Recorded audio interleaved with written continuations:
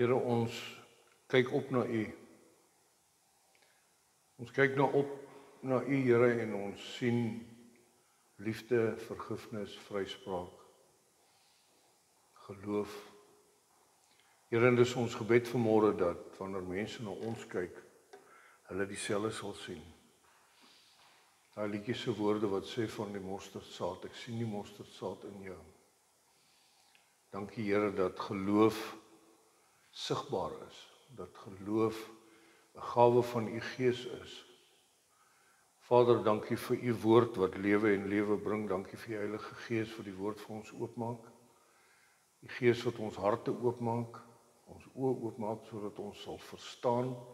Here, maar nie net sal verstaan nie, maar ook sal doen, sal lewe. Dit wat U wil hê ons moet doen. Ons eer U, ons dank U met 'n groot verwagting in Jesus se naam. Amen en amen. Baie dankie, jy kan gerus sit. Ek wil vir jou sê goeiemôre, baie welkom. Hallo prinsessie. Jy het die mooiste goetertjie op jou kop. Hallo die wêreld daar buitekant. Welkom. Ons is besig met God se verlossingspad met ons. Ons praat vanmôre oor, ons bid dat die Heilige Gees ons open sodat ons kan glo. Nou wil ek sê onomwonde vanmôre almal hier in die saal. Ek dink julle geloof is nogal quite impressive. Wel dan, hoor. Jy het hier ingestap, 'n bietjie gesels. Hallo, hoe's dit? Hoe's die moves? Wat? En toe kom ons in en toe sing ons en toe sê ek jy kan sit en toe gaan sit jy. Jy gekyk wat se gewigbeperking op daai stoel. Ek praat met jou nou, ek praat met myself. Jy wat som op daai plastiek stoel net so neerval en sê, "Yes, laat ons gaan." Ek dink dis nogal 'n stukkie geloof, nê? Nee. Hoekom doen jy dit? Hoekom het jy nie ingekom vanmôre in die stoel omgedop en gekyk, waar is die stiker? Net 80 kg vir die een. Hierdie een vat net 60 kg, daai een vat 120. Jy weet, as ons gaan daai spinnekopstoele koop daar, nê, in die dorp om op die strand te sit. Ek sit nie meer op 'n strandstoel nie, ek sit op 'n handdoek. Die sand kan nie breek onder my nie. Daai goed is kronies. Jy trap in 'n gat, dan is daai stoel daarmee heen. Maar ek en jy vanmôre gaan sit op 'n stoel omdat 'n ander ou reeds op daai stoel gesit het. En omdat jy sien ander mense sit op die stoel, dink jy dis oukei vir jou, so jy glo. So ons kyk, wat doen mense? Ons kyk wat gaan om ons aan en dan glo jy. Jy klim in die môre in jou Duitse vuurwa met jou sleutellose bedryf, daai ding. Jy druk die knoppie tonjong en brum, dan gaan jy. Jy gekyk of die wiele oukei is. Jy gekyk of daar brandstof in is. Het jy, nee, dis net so, jy weet mos, is reg. Nou jy sien, as ek en jy kyk na God, as ek en jy kyk na die Seun, dit wat ons nou gesing het, dan sien ons geloof. Dan sien ons hoe God deur Jesus vir ons geloof modelleer. As ons die woord lees, dan sien ons geloof. So, hoe meer jy sien, hoe meer jy oefen. Ons kyk daai program op, ek sê dit is op Netflix, né? Daai van die Amerikaanse kunsvliegtuig, wat is daai ding se naam? Help my gou.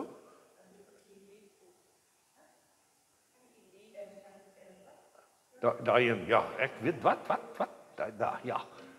Gaan soek hom. Dis 'n dokumentêre ding, maar dit is so amper 'n movie-rige ding van hierdie Thunderbirds, dankie. Hierdie Thunderbirds, hoe die ouens inkom, jong laities en dames, en hulle oefen. En hulle monitor, en hulle oefen, en hulle oefen. En hulle het 60 dae om die ding reg te kry. En dan is dit amazing dat die ou sê, hulle praat van 'n nommer 1 en 'n left wing en 'n right wing en 'n nommer 3 en 'n 4 en 'n 5 en 'n wat. As hulle in daai diamantformasie vlieg, die ou wat voorvlieg, gaan in 'n angle af grond toe, teen 'n spoed 400 km/h of wat ook al so iets, dis vinniger as wat ek kan loop. Wrr. En dan moet nommer 2 onder hom inkom en so naby aan hom vlieg dat die draft van sy vlerk hierdie ou se vliegtuig optel. Dis nou nogal geloof in jou maatjie langs jou. Dis nogal wil ek sê, soos die Here wil, toevallig, die presiese storie waarmee ek tot redding gekom het, baie jare laat terug, in Zimbabwe, waar die ou op 'n kasettype nog daai jare, gepreek het van God is your wingman. As jou vliegtuig flenters is, as jou alles, jou radar is moeg, jou radio werk nie wat. God is your wingman and he will come in next to you and he will create an air bubble for you in which to float safely. Dis amazing, julle. Geloof, ons praat oor geloof. Eerste ding wat ons vanmôre vir mekaar sê, geloof is 'n gawe van die Gees van die Here. Sonder die Gees van die Here gaan jy nie glo nie. Jy gaan mense kry wat sê, ja, maar vers 7 sê nou so, ja, maar vers 13, nee. Jy sien, ons gebruik die Bybel, as ons het nou vir mekaar gesê, ons gebruik die Bybel as 'n kookboek, as 'n resepteboek, as 'n handleiding tot die lewe, en dis die bedoeling daarvoor. Maar die bedoeling is dat die totale woord van die Here, die totale boodskap vir jou en vir my die resep is. Nie net 'n versie buite konteks aangehaal nie. Want ons sê, nou wat nou? Ja, maar ek het gebid en toe sê die Here vers 7 vir my, baie dankie. Terwyl geloof, die Gees van die Here vir jou sê, God het gesê, daarom is dit sjap. God het gesê, daarom kan jy dit doen. Daarom is jy bemagtig, daarom is jy toegerus, daarom is jy al hierdie goed. So ek en jy moet weet, geloof is 'n Heilige Gees gawe. 2 Korintiërs 3 vers 17, die Here is die Gees, en waar die Gees van die Here is daar vryheid. Wat beteken vryheid? Vryheid beteken om op te staan in die oggend en te weet, ek hoef nie te paniek vir die dag nie, ek is vry in Christus.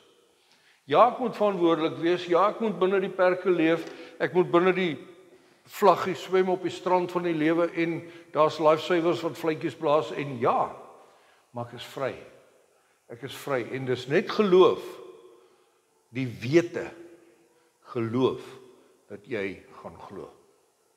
Anders gaan jy beangs deur die lewe gaan.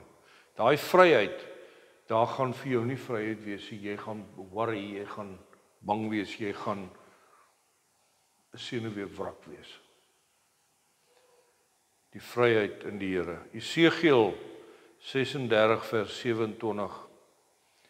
Hierdie skrif kom net, ek dink is so daar in vers 1:2:23, waar God sê ek sal jou hart van klip uithaal, ek sal vir jou hart van vlees gee. En dan hierdie belofte. En ek sal my gees in julle binneste gee, en ek sal maak dat julle in my insettinge wandel en my verorderinge onderhou en doen. Met ander woorde, ek en jy gaan gehoorsaam wees. En hoe is jy gehoorsaam? Jy is net gehoorsaam as jy vertrou. En vertrou se ander woord is glo. As jou ma vir jou sê, kom, staan op, kom loop, kom, ag, daai enetjie gaan nou die dag, een van die dae begin kruip en begin loop en wat, dan, julle, ons maak die vreemdste goeders. Ek wonder wat dit met die kinders, onthou julle daai fliek van lank terug, gesê, iets van daddies, of wat ook al, want dan lê die kind so in die pram, dan kyk hy die pa so en sê, hoe het ek by jou uitgekom? Kyk jy, maar kom, van die, kry die pompoen, ons doen vreemde goed, maar deur vreemde goed te doen, begin daai kind glo in jou, en daar kom 'n dag wat sy gaan opstaan en sê, my pa en my ma sit net daar, hulle gaan my vang. Ons kan maar begin stap. So, God gee vir ons sy gees, sodat ons sy insettinge kan, sy woord kan verstaan, kan glo, en sy verorderinge, sy voorskrifte, sy aanbevelings, sy lewenslesse. So, ons sê vir mekaar, geloof is 'n gawe van die Heilige Gees. As jy nou vanmôre daar onder die boom sit, daar waar jy is, jy beplan jou lewe, jy beplan goeders, jy wil dit doen, jy wil dat doen, jy worry oor wat ook al, wil ek nou vanmôre vir jou uit 'n baie bekende gedeelte uit die woord uit, wil ek vir jou bemoedig en aanmoedig, en net vir jou bevestiging gee, gaan lees dit in jou eie tyd. hoe mense deur die lewe gegaan het op grond van geloof. En ons lees uit Hebreërs, die boek van Hebreërs, hoofstuk 11. Net gou agtergrond van Hebreërs, dis nie Paulus wat dit skryf nie, ons weet nie wie dit skryf nie. Een van die kommentare, een van die ou geesgenote van die voortyd, hy sê, hy dink, dit is geskryf deur 'n Hebreër, vir 'n Hebreër, om te sê, moenie soos 'n Hebreër wees nie. Maak dit sin? Is 'n boer wat vir 'n boer skryf, moenie 'n boer wees nie. Jy het jou eie moves, kom ons bly by die woord van die Here. So dit is wat Hebreërs se skrywer in gedagte het, is om te sê, moenie teruggaan nie, moenie, kom ons kyk vorentoe. Kom ons kyk vorentoe, hier is riglyne vir jou, en kom ek verduidelik vir jou wat het deur die jare gebeur, om te sê, geloof is 'n gawe van die Gees, en dis die, wil ek sê die fondasie, 'n hoeksteen, wat jou lewe vir jou gaan aan mekaar hou. Baie bekende gedeelte, ek gaan hom vers vir vers vir jou uitmekaar uithaal. Hebreërs 11. Die geloof en die vrug van geloof is. Geloof se vrug is. Hebreërs 11 vers 1, versekering. Om te glo is om seker te wees van die dinge wat ons hoop, om oortuig te wees van die dinge wat ons nie kan sien nie. Dit is immers vanweë hulle geloof dat daar oor die mense van die ou tyd met soveel lof getuig is. Geloof om te sien. Faith is the substance of what is not seen. Ek en jy hoef nie onder die stoel te kyk, wat is die gewigbeperking nie. Ek en jy kan sien uit ondervinding, uit blootstelling, uit voorbeelde, dis oké, jy kan maar sit. So geloof in die eerste plek is nie om te sien nie. Hoeveel mense in die ou tyd het jou pa en jou ma vir jou gesê, jong, jy moet doen wat ek sê, jy moet nie doen wat ek doen nie. Jou pa het ooit vir jou gesê? Ja, en nog pak slaagsomme gekry. Want jy moet doen wat ek sê, jy moet nie doen wat ek doen nie. Jy moet nie doen wat jy sien nie, jy moet doen wat jy hoor.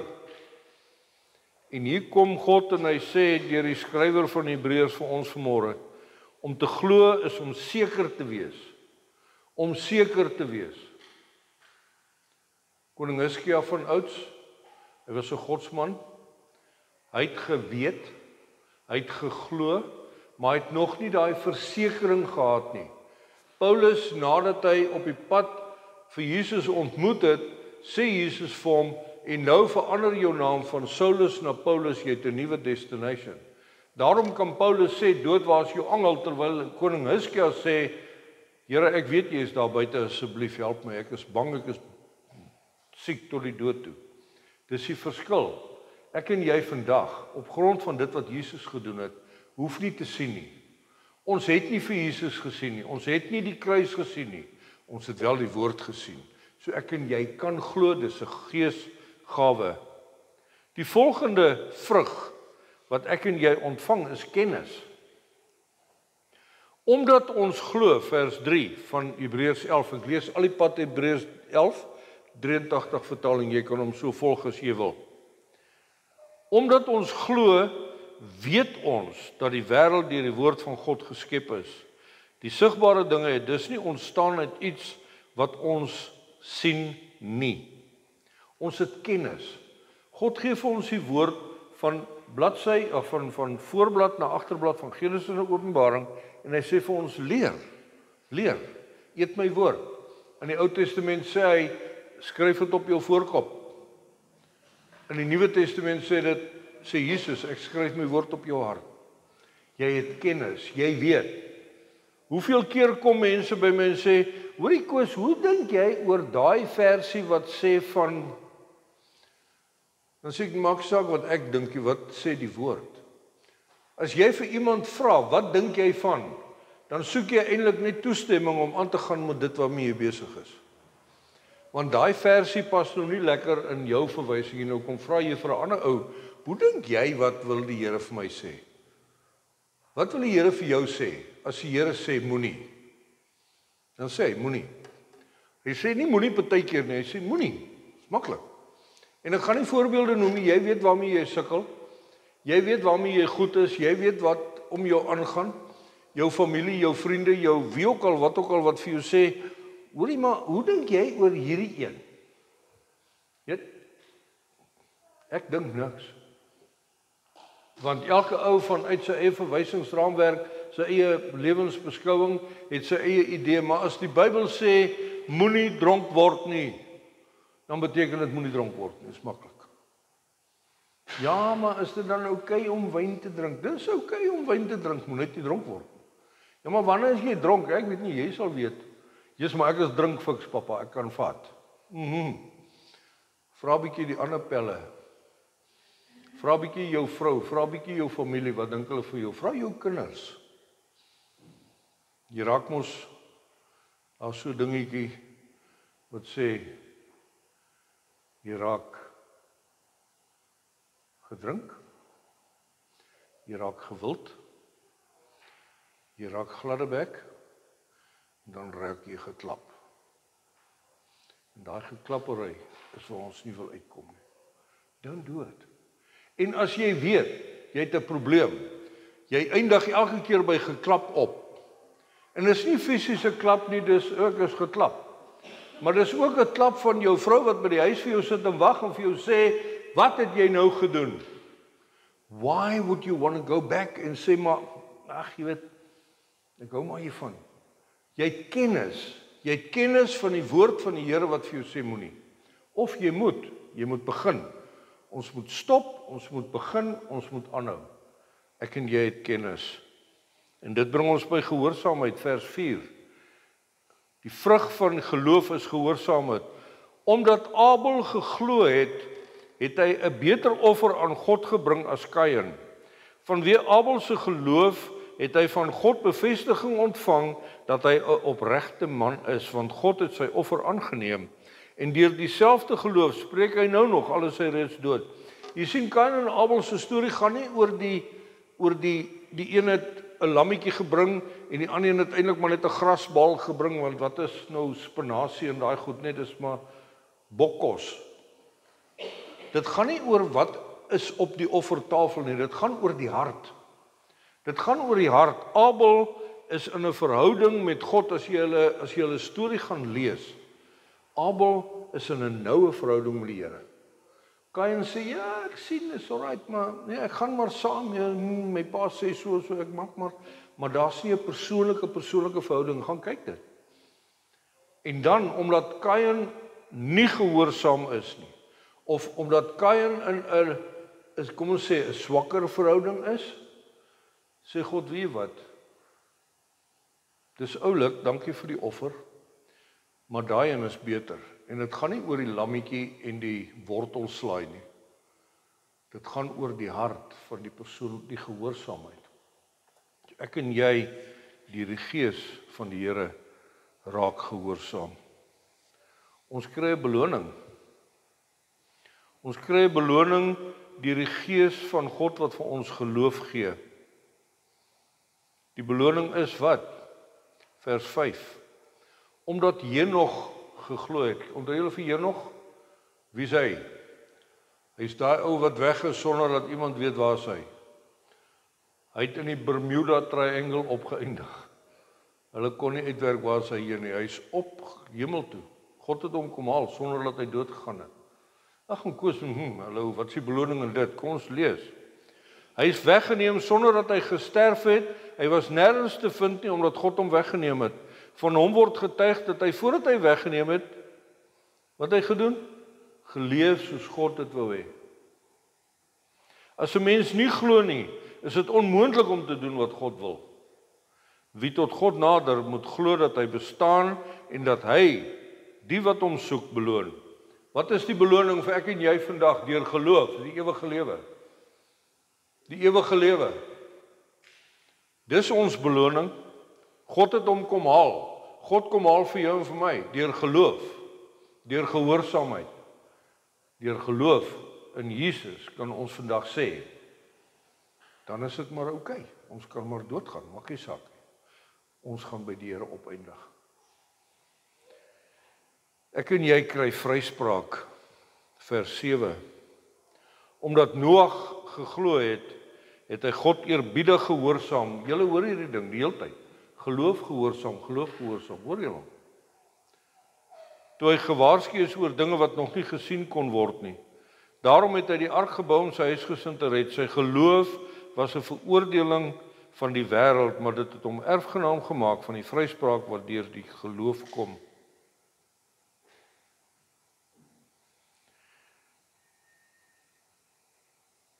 God het gesien die wêreld is stikkend. Hy het gesê as ek maar een regverdige man kry. En hy het dit gesien in Noag. Noag wat geglo het. Noag wat gehoorsaam was. Noag wat gesê het, ek en my huis, ons gaan die Here dien. En God het hom kom red. Daar was vryspraak vir hom. Daar was vryspraak vir hom en sy familie. Hulle die dood vrygespring. God se genade bring vir ons opregte lewe deur geloof. Jy sien, ons net 'n bietjie backtrack vir jou as jy nog nie vir die vorige boodskappe geluister het nie. Ons praat baie keer oor die gawes van die Gees as manifestasiegawes, goed wat jy kan sien, goed wat jy kan hoor, tale spraak, genesing, vermeerdering van visse en brood, wat ook al. Ek en jy sit met gawes binne in ons, sodat ons 'n spieël kan ophou om vir die mense rondom ons te sê, dis hoe Jesus lyk. Dis wat hy gedoen het, kyk na my. Dis wat ons sê, kyk na die seun, daar's mosterdsaad in jou lewe, daar's geloof. Maar ek en jy kan nie die werking van die Gees afmaak en sê, maar dit werk nie meer nie. Daai jare is verby. Dit het gestop daar by Handelinge, dis nou klaar. Die Gees van God werk nie meer, dis nie die waarheid nie.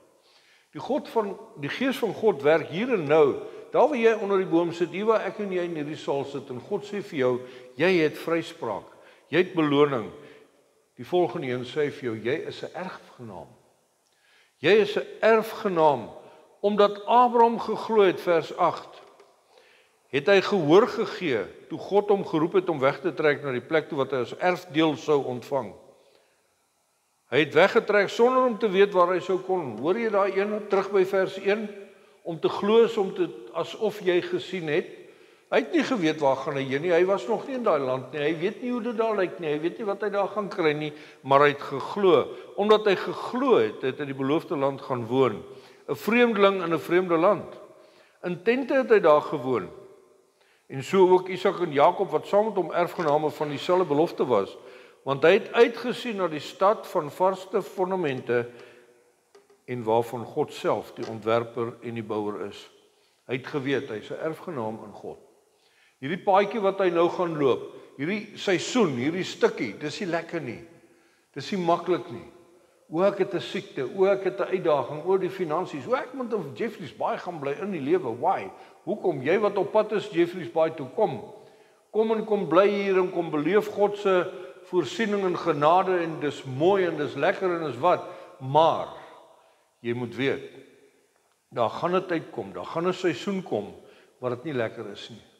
Waar jou neus op die teerpad sleep, man, dis nie lekker nie. Dit kan nie wees nie, hierdie is nie van God af nie. Ek en jy weet, ons is erfgename, die beloning kom. Die beloning kom vir jou en vir my. Daar kom vervulling van beloftes vir jou en vir my. Wat so beloftes loop jy in jou lewe mee? Wat jy al in die woord gelees het, wat mense al profeties vir jou gesê het, hoor die Here gaan dit vir jou doen, hoor. Bevestiging uit die woord. Ek dink net goeie gedagtes aangaande jou. Psalm 23, die Here is my herder. Dis 'n belofte. Het hierdie belofte al vir jou tot vervulling gekom van hulle? Hou jy rekord daarvan? Of is dit maar net sommer, wel, die Here, hy skuld my, hy moet maar kom. Jy weet, nee. Dis net deur genade, net deur die Gees van die Here, wat ek en jy die geloof het, wat sien dat die vervulling gebeur van God se beloftes. Vers 11.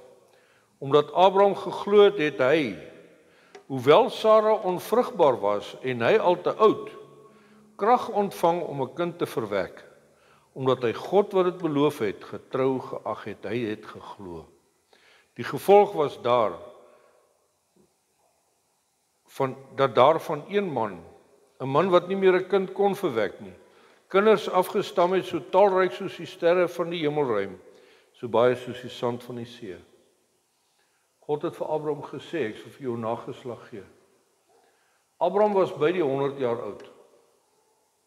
Hallo. Ek dink sy velle het al begin loskom. Sarah was 90. 88, 90. En Abraham kom daai middag by die huis en hy vang daai tentvlap uit. Honey, I'm home. Hier kom 'n ding, aha. Sy is 90, hy is 100. Kan jy dit jou voorstel? Spare me the detail. Maar hy weet, wat weet hy? God het gesê en daarom gaan ek. Watch my, hier kom 'n ding. Tikkeloks, daar sit hy. En ons noem vir galblaas Isak. Dis so. Sarah het gedink sy het 'n galblaas aanval toe sy eintlik swanger. Nee, dit staan nie in die Bybel. Dit was vriende van ons langs ons gebly het. Sy het een oggend kom sê, my galblaas, my gal. Toe het hy 2 sulke oogies. God kan vir jou goed doen wat buite die menslike verwysingsraamwerk is op grond van jou geloof. Nie op grond van 'n geestelike blackmail nie. Here, ek betaal elke maand 'n 10de, het jy al gesien? Hier's my cheque, hoor. Here, ek stuur dit hom in die pos. Here, hier's my EFT. Check net gou, sy reg, dankie. Dink jy ek moet nog 'n 0 bysit hier? Wat ek aan moet die komma skuif? Het hom kom? Sien jy hom? Okay. Here, ek betaal my 10de. Jy beter nou jou beloftes waarmaak en my begin seën finansiëel, want ek is gehoorsaam. Nee, dis nie wat God hier sê nie, dis nie wat Abraham sê nie, dis nie wat die skrywer van die boek Hebreërs sê nie. Hy sê, omdat Abraham geglo het, het dit gebeur, punt. Dis so maklik soos dit. God gee vir ons 'n toekomsvisie. God gee vir ons 'n toekomsvisie. Terwyl hulle steeds geglo het, het al hierdie mense gesterf, sonder om te verkry wat beloof is. Wow. Dis 'n bietjie van 'n teenstelling. God het dan nou beloof en het nou net gesê, gaan ons beloftes waarmaak, maar nou is hierdie ouens dood sonder dat ons dit gekry het. Jy sien, hulle het dalk net, met die verkeerde verwagting na die verkeerde beloftes uitgesien. Hulle het uit die verte gesien en daaroor gejuig, en hulle het erken dat hulle hier op aarde slegs vreemdeling en bywoners is, maar mense wat so praat, gee daarmee duidelik te kenne dat hulle op soek is na 'n vaderland. As hulle terugverlang na daardie land waaruit hulle weggetrek het, sou hulle die geleentheid gehad het om daarheen terug te gaan. Maar hulle het na 'n beter vaderland, dis die hemelse verlang. Daarom is God nie skaam om hulle te God te noem. Trouwens, hy het vir hulle 'n stad gereed gemaak. Van wie hulle hier praat, is die mense, die Israeliete in die woestyn. God het gesê, ons gee vir jou 'n beloofde land. God het gesê, ek vat julle na 'n beter plek toe. En wat het hulle in gedagte gehad? Hulle wou terug. Hulle wou terug na die land van melk en honing. En dis nie wat God beloof het nie. Hy het gesê, daar kom 'n beter land. Dis hoekom hulle nie ontvang het wat hulle gekry het nie, want hulle het die verkeerde toekomsvisie gehad. Hulle het nie 'n toekomsvisie gehad nie, hulle het 'n verlede visie gehad. Die goeie ou tye, die slegte ou tye, ons is mos daar. Julle al gehoor op 'n Dinsdag ons by mekaar maak, almal van ons. Daai polisie daar, dit was so oulik. En dit was oulik, dit is baie oulik. Maar julle daar kom ouliker goeters. God sê, kom, ons kyk na die seën. Kom ons gaan vorentoe. Ons kan nie teruggaan nie. Deur die Gees, deur geloof kry ons oorwinning aan die dood. Vers 17 tot 18. Omdat Abraham geglo het, het hy toe hy op die proef gestel is, Isak as 'n offer afgestaan. Ja, hy wat die belofte ontvang het en aan wie gesê is, uit Isak sal jou nageslag gebore word, het gereed gestaan om sy enigste seun te offer. Hy was daarvan oortuig dat God by magte is om uit die dood op te wek, waaruit Abraham vir Isak ook, om dit so te stel, terug ontvang het. Nou die meeste van ons het al tienerkinders gehad op 'n stadium. Ek dink daar kom 'n tyd as jou tienerkinders so lekker rammetjie uitnek raak, dat jy dink is nogal nie 'n slegte idee om hierdie ou te gaan offer nie, laat hy maar. Ja, hy gee my moeilikheid. Ek dink as God vir jou sê, hoorie, laat hy kom. Ja, Here, ek weet jy gaan hom kom haal, maar kan ek jou help? Jy weet, laat hy gaan. God sê vir Abraham, ek sal jou nageslag gee. 'n Wonderwerk gebeur op 'n ouderdom en op 'n situasie in hulle lewe waar dit fisies nie moontlik is nie. En dan kom God en sê, gaan offer hom. Hoekom het Abraham die guts gehad om te sê, kom ons gaan? Hy het geweet. Hy het geglo. God het gesê, ek sal vir jou nageslag gee. En hy het geglo dat al kan God vir Isak weer uit die dood uit opstaan, dis wat God nou wil hê. Ek glo, let's go and do it. Ek glo, let's go and do that. Ek wil jou vanmôre caution, jy aanlyn. Asseblief, as daar iets in jou kop is, of in jou hart, of in jou gesprekke, van iets wat jy wil doen. Ek wil in Jemen gaan vakansie hou. Wie wil daar gaan vakansie hou? Weet julle waar is Jemen? Daar Kordiskant waar al die bomme so baie ontplof en die Arabiere sny jou tonnels af en daai goeters.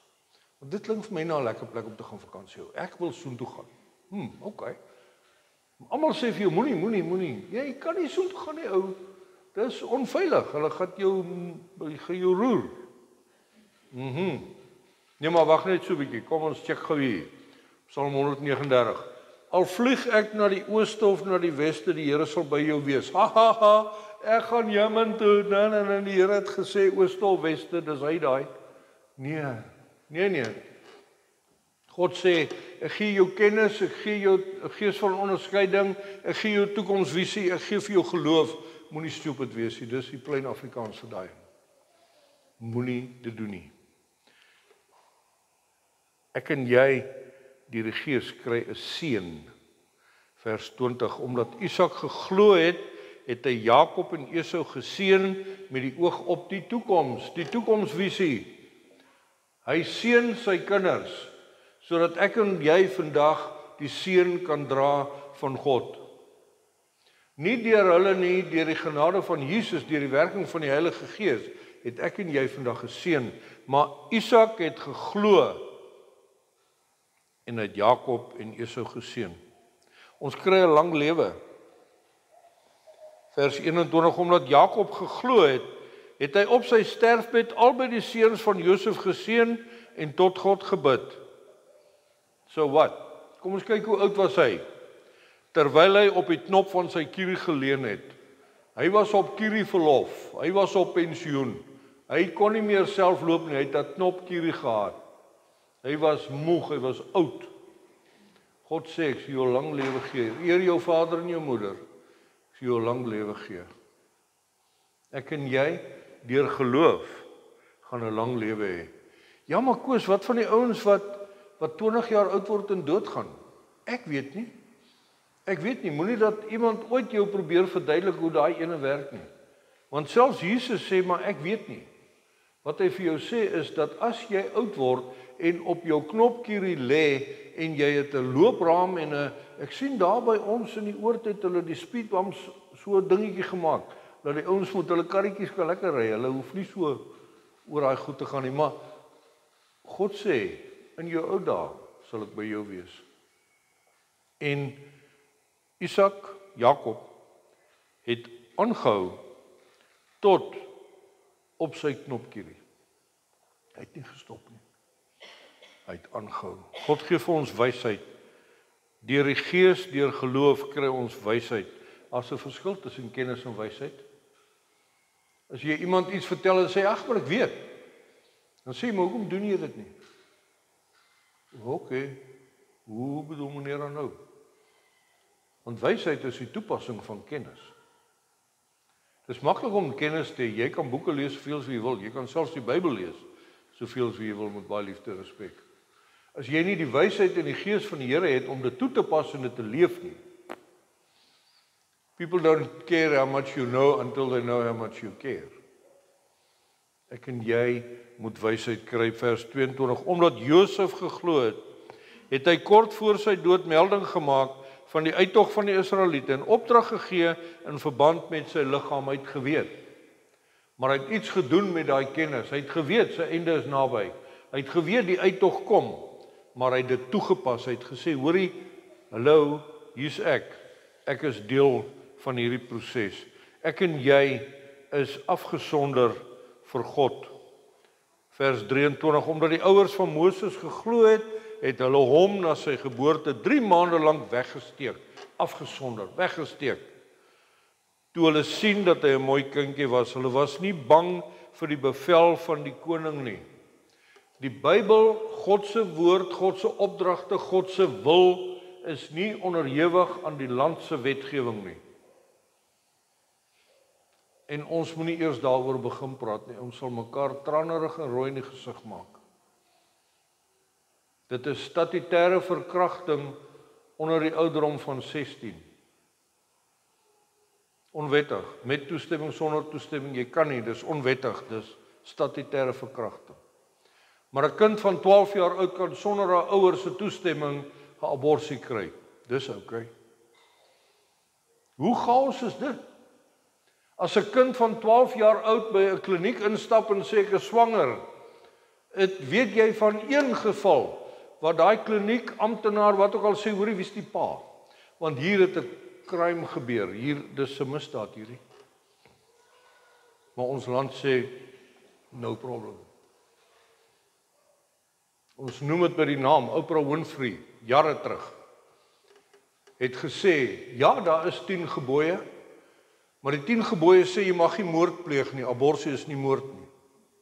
Wanneer begin lewe? Wanneer begin lewe? Lewe begin by bevrugting. Poem, daar's hy. Daai ding lewe. Hy is net so piekernie, maar hy verdubbel elke dag en wat ook al daai. Ek is nie 'n bevrugtingkundige nie. Maar julle, ek en jy moet afgesonder word dat ons bo die wêreld se reëls kan begin leef. En dit kom net deur die geloof, deur die Gees van die Here. Geloof gee vir ons kindskap. Vers 24, omdat Moses geglo het, het hy toe hy groot geword het geweier om die seun genoem te word van die Farao se dogter. Hy het verkies om liewer sleg behandel te word saam met die volk van God as om die kortstondige genietinge van sonde te hê. Die smaad ter wille van die Christus het hy groter rykdom geag as die skatte van Egipte, omdat hy na die beloning uitgesien het. In geloof, ek is 'n kind van God, ek gaan nie val vir hierdie triek nie. Ek gaan nie die kind word van die koning vir 'n rukkie, want dit is vir my maklik en lekker, en dan sal ek kom weer, ek gaan weer terugkom, maar nee, Moses sê, ek is 'n kind van God. Farao, jy kan nou maar maak wat jy wil, daai wette en die voordele in die paleis en al daai goed, dis baie oulik, baie dankie as jy so voel om dit vir my te gee, dis lekker, maar dankie, nee dankie. Ek is 'n kind van God. Ons het die voorreg deur geloof om 'n kind van God geword. Omdat hy geglo het hy Egipte verlaat, sonder dat hy vir die woede van die koning bang was. Hy het volhard soos iemand wat die onsigbare God sien. Weer terug by vers 1, hy het geglo sonder om te sien. Omdat hy geglo het hy die Pasga ingestel en die bloed aan die deurkosyne laat smeer, sodat die engel van die dood nie die eerstgeborenes van Israel sou tref nie. Hy het geweet, God se belofte is, ek sal jou spaar. Ek is 'n kind van God. Ek en jy kry voorspoed. Vers 29. Omdat die Israeliete geglo het, het hulle deur die Rooi See getrek soos oor droë grond. Terwyl die Egiptenare verdrink het, toe hulle dit ook probeer doen het. Omdat die Israeliete geglo het, het die mure van Jerigo geval nadat hulle 7 dae daaromheen getrek het. Voorspoed. God sê, kom ons gaan. Hallo Here, het jy gesien hulle die brug afgebreek daar? Daar's nie 'n brug nie. Die klein seentjie wat by die sonnaarskool was, toe kom hy by die huis sê hy, "Papa, Jesus, ons het geleer van die Israeliete wat oor die Rooi See trek." "Ja, wat sê die juffrou?" Die juffrou sê dis soos in die army. Hulle het die rekkies gestuur om te gaan kyk. Toe kom hulle terug, toe doen hulle beplanning met ruitverwysings en satelliete en kaarte en papa, hulle het dit uit, toe stuur hulle die tiffies. Die tiffies is die mechanics, met groot trokke en goed, en hulle bou 'n brug, so, doen. En toe stuur hulle al die perde en die strydwaans en die goed om die mense op te laai, papa, en hulle was reg. En heel agter was die demolition ouens, dat as hierdie klomp oor is, dan moet hulle die brug opskiet, want daai boewe kom. Kyk vir my, hier is ou, wat 'n sonnaarskool was jy? Dis nie soos dit gebeur het nie. Die ouetjie sê, papa, as jy dit nie glo nie, moet jy die storie hoor wat die juffrou vir my vertel het. Ek en jy moet glo, sodat ons voorspoed kan hê. Wanneer ons 'n dooie muur sien, ons kan weet, dis net 'n illusie. As jy daar kom, soos Paulus hulle in die tronk, die deure gaan net oop. Daai automatic deure bestaan van daai tyd af, man. Hulle het geleë in pryse worship in die tronk. Engel kom, breek die kettinge af en sê, kom ons gaan. Hy sê nie, hoor die ou, hallo, jy gesien, daar's wagte, Romeinse soldate, die kettinge nie. As they approach the door's open. Dit werk soos daar by die mall. As jy net naby kom, daar sê. Want hulle het geglo. God sê, dis alright, kom ons gaan trek deur daai see. Kom ons vat hom. Ek en jy kry die gawe van gasvryheid. Dis een van die vrugte van die Gees van God, een van die belonings, wanneer ons glo. Vers 31, Ragab, die prostituut, het geglo. Sy het die verkenners vriendelik ontvang, sy het nie omgekom saam met die wat aan God ongehoorsaam was nie. Deur te glo, het sy aan mense gasvryheid bedien. Ons kom op 'n Dinsdag by mekaar en ons sê, Here, dankie vir hierdie huis. Dankie vir hierdie melktert. Dankie vir hierdie koekies. Dis gasvryheid. Dis 'n gawe van die Gees van die Here. Jy doen nie dit omdat jy probeer belangrik wees nie. Jy doen nie omdat jy erkenning soek van, lekker melktert kan ek bak. Nee. Ons sien dit. Onthou jy daai mosterdsaadlied? Ek sien in jou die mosterdsaad. Dankie. Dankie vir jou huis. Dankie vir jou melktert. Dankie dat jy glo dat God vir jou sê, jy's my kind, wees gasvry. Dis 'n gawe van die Gees van die Here. Koos maar, jy weet, ek wil daarom, jy wil wat? Ek het al die vraag gehad, terwyl ons daarby is. Hoe gaan ons van hier af vorentoe, want ek weet nou, volgende week is die opdrag van Matteus 28 wat sê, go tell. Hoe doen ek dit? Hoe vertel ek vir mense? Wat is die resep? Ons gaan 'n kursus aanbied, ek het hom gistermiddag mooi vasgemaak, hy is daar. Iewers check die kalender. Ek gaan jou leer. Ons sê altyd, jou persoonlikheid, passie, gawes, my behoefte. Weet jy wat is jou persoonlikheid, passie, gawes? Waar kom dit vandaan? Van die Gees van die Here af. Ons gaan mekaar hierdie goed leer. So gasvryheid is daar, ons maak klaar. Omdat ek en jy geloof het en die Gees van die Here het en die geloof deur die Gees vir ons vasgemaak word, is ons reuse in God. Ons is nie reuse so nie, party van ons is. Maar jy's 'n reus in God. Hoor daai skrif, vers 32. Wat moet ek nog sê?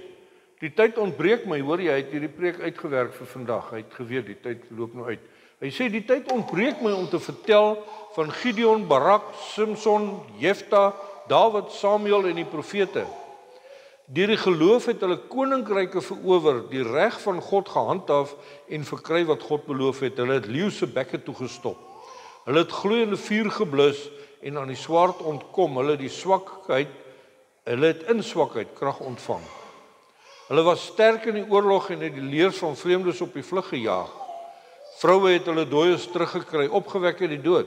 Ander gelowiges wou nie prys vir hulle eie vrylating betaal nie en is doodgemartel. Hulle wou die opstanding tot 'n beter lewe deelagtig word. Ander weer het bespotting en lyfstraf verduur, selfs boeie en gevangenskap. Gelowiges met klippe doodgegooi en stukke gesaag, met die swaard vermoor. Hulle het rondgeswerf in skaapklere en in bokvelle. Hulle het gebrek gelei, is verdruk en mishandel. Die wêreld was hulle nie werd nie. Hulle het rondgesweef in woestyne en op berge, en het in grotte en in gate op die grond geleef. As jy dink vandag dat ons vervolging beleef op aarde, as jy nou 'n boer is wat sê o, maar die regering, as jy in Amerika bly wat sê o, maar die regering, as jy waar ook al in Jemen bly wat sê o, maar die vyand, nee. Kyk wat het hierdie ouens deurgegaan. Kyk wat het hierdie mense deur, hulle is opgesaag met swaarde uit mekaar gekap. Hulle het in grotte gebly, hulle het velle gedra. Ek en jy is 'n reus in God. Want ek en jy kan sê, die grootste gawe deur die Gees van God is genade. Genade. Vers 39. Hoewel daar oor hulle almal vanweë hulle geloof met soveel lof getuig is, het hulle nie verkry wat beloof is nie. Wat was die belofte voor Jesus? Die dood. Hulle het dit nie gekry nie. Hulle het nie die dood gekry nie. Hulle het dalk 'n fisiese dood beleef, hulle het vervolging beleef, maar hulle het nie die dood gekry nie. Omdat God vir ons iets beters beoog, sodat hulle nie sonder ons die volëinding sou bereik nie. Volëinding bereik is vir ek en jy. Ek wil jou vanmôre vra, my liewe boetie en sussie, jy wat aanlyn is, daar wie jy is, gaan lees Hebreërs 11, lekker rustig weer. En gaan kyk, wat praat jy? Daar waar ons is, daar waar ons mense ontmoet, daar waar ons in die mall loop, by die kerk, by die werk, by die skool, wat ook al, daar waar jy is, wat praat jy? Daai liedjie van mosterdsaad, ek sien mosterdsaad in jou, sien mense dit in jou en in my? Is ons besig om Jesus te praat, of praat ons die wêreld? Ja, maar Ons kan nie in ontkenning wees, glad nie. Dis nie wat die Bybel sê nie, dis nie wat ek sê nie. Maar ons kan in oorwinning leef, omdat geloof 'n gawe is wat van die Gees van God afkom. Ons het vir die klomp hierdie kant mosterdsaadjies uitgedeel, daai een. Hierdie mosterdsaadjie word 'n reuseboom. Maar God vandag by jou 'n saadjie plant in jou hart, dat daar 'n boom sal opkom waar mense in jou koelte gaan rus vind, gaan vrede vind, gaan voorsiening vind. Die vrug van God gaan beleef in en deur jou lewe. Ons gaan luister na daai liedjie wat sê I Speak Jesus. Die link is op Facebook, op YouTube. Luister hom en besin net terwyl jy Hebreërs 11 voor oë hou om te sê, wat praat jy? Ek wil bitter graag antwoord om te sê, I speak Jesus. Kom ons bid. Vader, dankie dat selfs ek hierdie kan verstaan. Here, ek kan dit nie leef nie, ek sukkel. Daar's soveel goed waarmee ek sukkel, Here. Geloof is goed, is reg, dit kom van U af. Maar my eie menslike liggaam, my intellek, my verstand, my emosie dwing en dring my ekskuus tog in 'n ander rigting. Ek twyfel, ek worry. Ek sukkel, ek worstel. Here, ek kom vandag by wyse van spreuke en ek sluk een van hierdie mosterdsade. En ek vra Here, kom plant hom in my hart. Maar kom wees U die naprediker, kom en gee U water. Paulus sê, een ou sal ploeg, een ou sal die land voorberei, ander ou sal plant, ander ou sal nat maak en die volgende een gaan kom oes. Maar dis my gebed, Here, dat ons regtig die vrug van hierdie mosterdsaad van geloof deur U Gees in ons lewe sal begin ervaar en dat mense na ons toe sal kom en vir ons sal sê, ek sien die mosterdsaad in jou. Dankie vir dit. Ons eer U, Ons dank U in Jesus se naam. Ons almal sê saam. Amen. Amen. Vrede vir jou aanlyn. Bid vir ons. Dankie vir julle liefde, vir julle bydraes. En ja, ek wil vir jou vra asseblief, as jy 'n finansiële bydrae maak of wanneer jy 'n finansiële, sit jou naam by. Ek wil graag vir jou bel en vir jou sê dankie. Ek wil graag vir jou, en ek weet dit gaan nie oor erkenning of wat nie, maar dit is sommer net 'n ding. Dankie. Vrede vir jou. Ons hierdie kant gaan oorgaan na